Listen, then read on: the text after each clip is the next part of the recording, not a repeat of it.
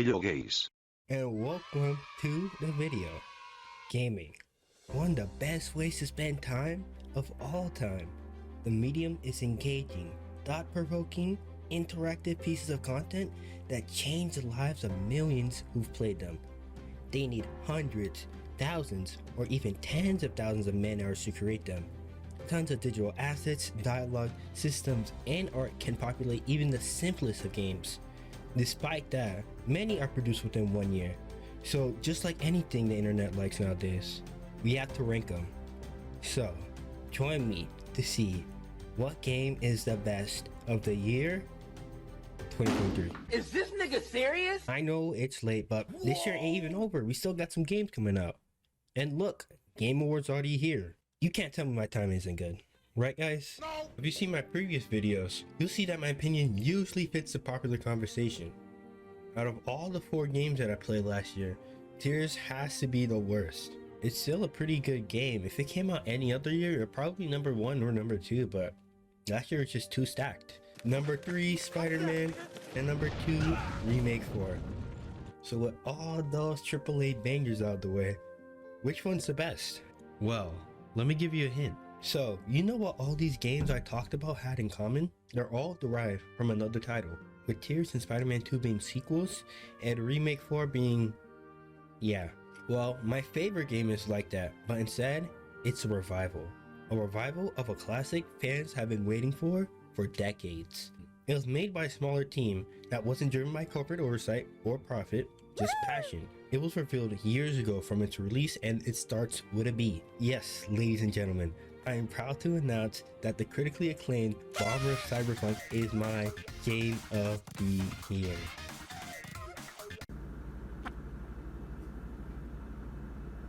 Hey yo, what the fuck? That's it, I'm out of here. Wait, please. Guys, don't leave. Wait. Guys, don't you like good music? Yeah. Don't you guys like Gojo from JJK? Damn. Yeah. Don't you guys like vibes?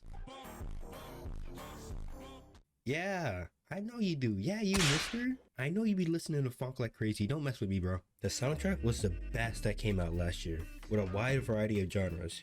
You got R&B, rap, UK drill, 80s sounding pop, anime trap beats, funk from the future. And we legit got 3 songs from the guy who made the Jet Set Radio OST, Hideki Naganuma, and they all slap.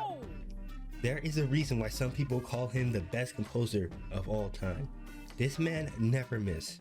Name me someone who consistently crafted such bangers for 20 years for all these different shows and games, and who consistently posts brain rot on Twitter. I think not. And the songs that they have in this game are rare mythical finds.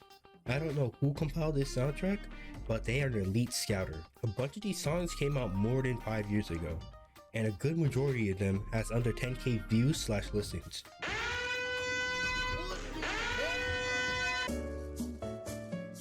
Which is a really good thing, because we need more artists to get their recognition. Props to the musicians and the track scouters.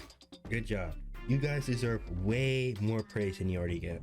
Speaking of artists, we should give another round of applause to all the art in the game. Every single piece in this game is wonderful to look at. They're all expertly made, brimming with style, and most of them are all unique from each other. There's so much variety from each artwork, each artist applying their own signature style to each piece, while also being unified by the letters B or C in the majority of the art. They're all beautiful. Big ups to the artists and the dev team for commissioning a whole bunch of artists instead of like 3 or 4. Dang, he really went into detail on the art assets just placed on the wall. They really must be important to the game, right? Yes, they are. Unlike other games where you find a piece of graffiti or a poster hang up on the wall and go, wow, that's pretty neat, and completely forget about it. In this game, you really analyze, dissect every piece of graffiti, even if it's not on purpose, because the developers aren't the ones who put in all the art assets on the wall. You are.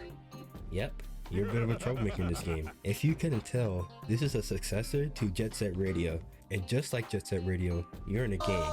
No, not those types of gangs. The wholesome ones, where the most they do is loiter, vandalism, criminal mischief, murder, assault, mutilation. Maybe they're just as bad. The setup to the story and the story itself is so good. I cannot believe one dude on the dev team wrote the whole script, because low-key, it might be better than Spider-Man 2, I can't lie. Alright, I think it's on the same level, but there's just so much life within the plot and characters.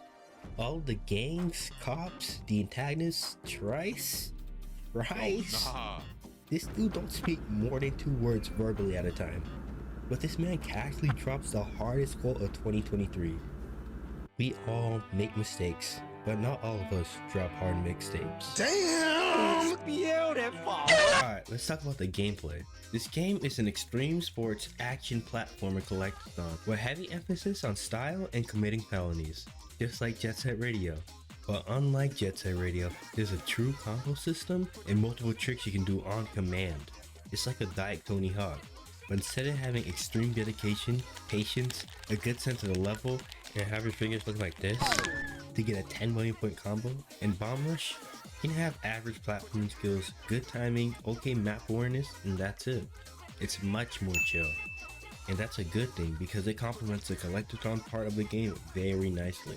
As much as I like to sweat it out in every game I play, sometimes it's just nice to relax and enjoy a game casually, and collectathons are the perfect genre for that, because they're usually very easy. The biggest threat are those long few stretches of platforming with no checkpoints, which only requires a bit of effort to succeed, and trying to find that last collectible, which sometimes can be AIDS. But other than that, you'll find yourself having a pretty chill time. And of course, no forced timers, no Kaizo levels of levels, no unfair bosses, just you and a whole world of collectibles to collect. Which brings me on to my next point. Collectathons usually have the best level design visually out of any video game. For example, Astrobot, critically acclaimed game, Game of the Year nominee and winner, but anywho, the reason why Astrobot won Game of the Year is not for its story or gameplay, but for its world. Everything about the game feels so alive and playful. It felt like playing through a PlayStation themed Disney World. The NPCs, enemies, level themes, the little parts of the environment like the fauna and other knickknacks are so peak.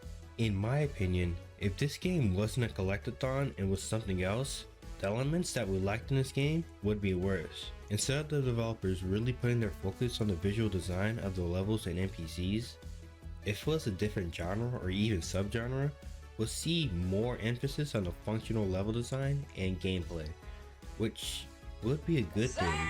It will take away from the thing that made the game so cherished, the vibes. So yeah, Astrobot and Bomb Rush are similar to each other by how each game puts emphasis on its world and art. But what makes Bomb Rush stand out and is a better game than Astrobot is the deeper gameplay and story. Oh my god, bro. I know that contradicts everything that I said, but just listen for a second. For Astrobot's visual style to be fully realized, from concepts and descriptions to an actual video game, Team Asobi 100% worked their ass off to create their vision.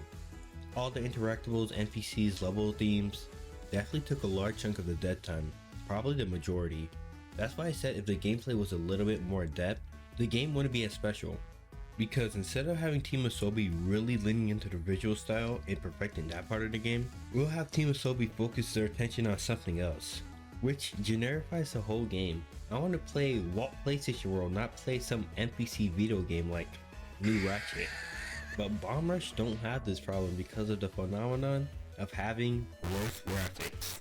Graphical fidelity don't mean anything in this case because stylistically, this is one of the best of all time. The Jet Set Radio art style is truly timeless. It'll look so good if you can pull it off correctly, and Bomb Rush did it perfectly. It's honestly on the same level as Astrobot, maybe even more because I'd rather hang out here than there. And guess what? Gameplay story is better than Astrobot by a good margin. The only thing Astrobot has over Bomb Rush is the collectibles. Astrobot probably has the best collectibles in all of gaming, being other characters from other games and IPs. While most of the thing you'll be collecting in Bomb Rush is reputation. Sort of. You go to a spot, spray graffiti on said spot, and you collect these little white floating beads that are your reputation. The only thing that'll unlock are new areas with it, and that's it.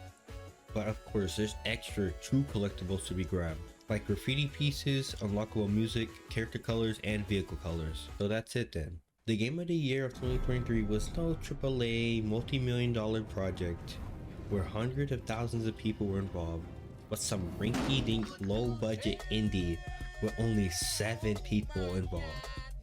Dang, that's lower than some channels. And to figure that out, all it took was to put down poor Astrobot.